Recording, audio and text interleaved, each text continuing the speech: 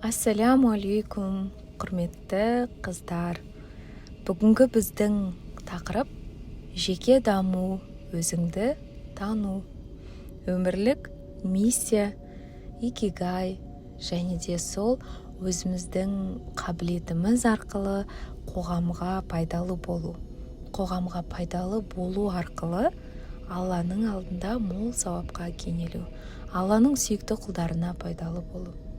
Жалпы бүгін сіздерге осында керемет видеолар дайындап, тақырыпты соған сәйкестендіруімнің себебі сіздер видеоны көру арқылы, аудионы тыңдау арқылы Алланың ұлылығын, Алланың кереметтілігін сәл де болса көрсе екен деген менің жүрегімнен шыққан шынайы ниет. Өйткені біздің Алладан сұрайтын кішкентай ғана арманымыз Алла үшін түк те емес. Осы видеода өзіңіз де көріп тұрсыз. Жер ғаламшарының қандай керемет шексіз үлкендігін, жалпы галактика барлығы осы видеода берілген. Біз көбінесе өзімізді шектейміз. Сол себепті осы видеода айтқым келетін маңызды бір цитата: арманың тұсаулы болмасын. Осы сөзді өзіңізге бір жерге жазып, стикерге жазып, бір жерге жабыстырып қойсаңыз болады. Немесе фоныңызға, инстаграмыңызға, немесе өзіңіз күнде көріп жүретін заметкеге әйтеуір қай жер болсын сіз көретіндей жазып қойыңыз. Шын мәнінде қыздар, біз Алланың сүйікті жаратылысымыз. Аллах тағала бізге білімді, зейінді, барлық керек ең басты нәрсе тафаккур, яғни ойлана білу қабілеті, орысша айтқанда размышление.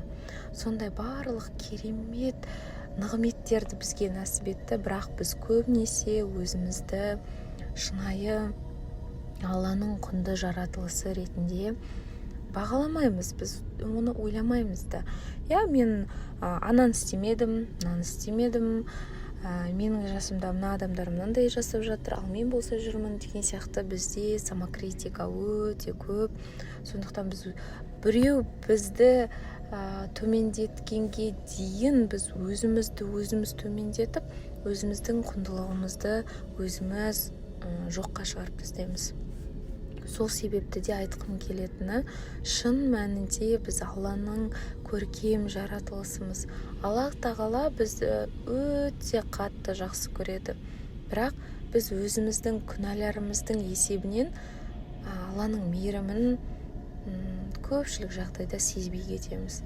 Алланың махаббатын, Алланың әрбір күндегі бізге беріп жатқан нығметтерін біз шын мәнінде көрмейміз.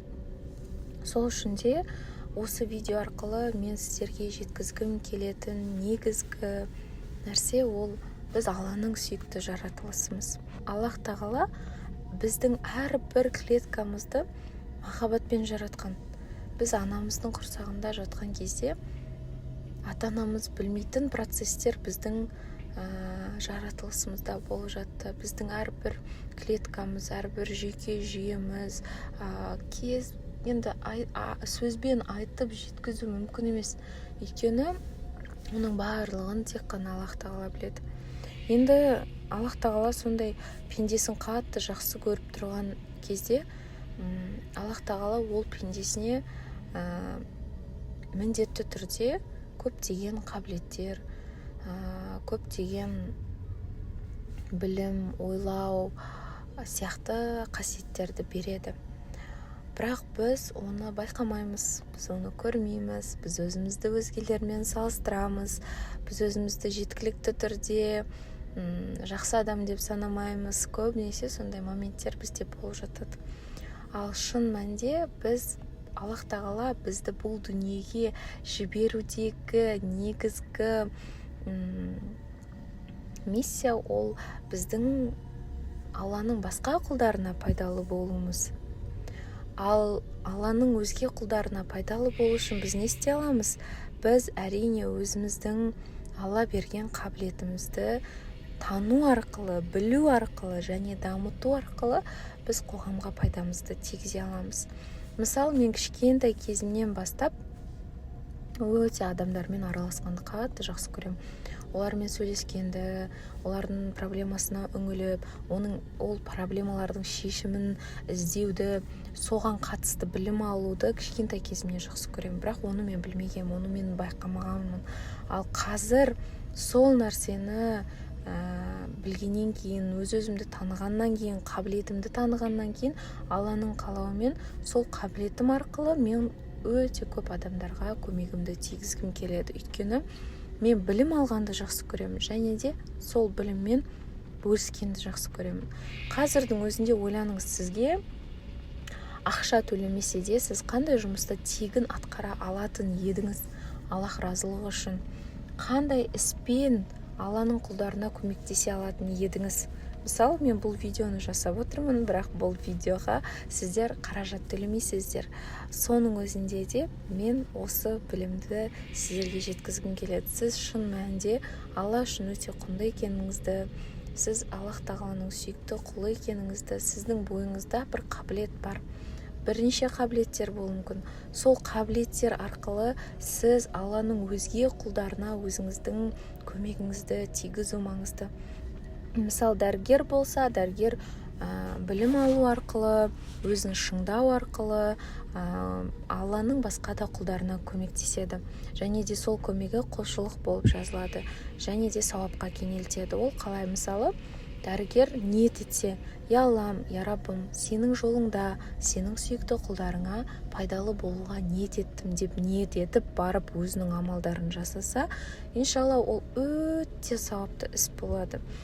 Дәл сол сияқты сіз де өзіңіздің қабілетіңізді танып, қабілетіңізді дамытып, соған қатысты білімдерді алып, және де қоғамға пайдалы болсаңыз, сіз өзіңіздің өмірлік миссияңызды атқарып жатырсыз деген сөз.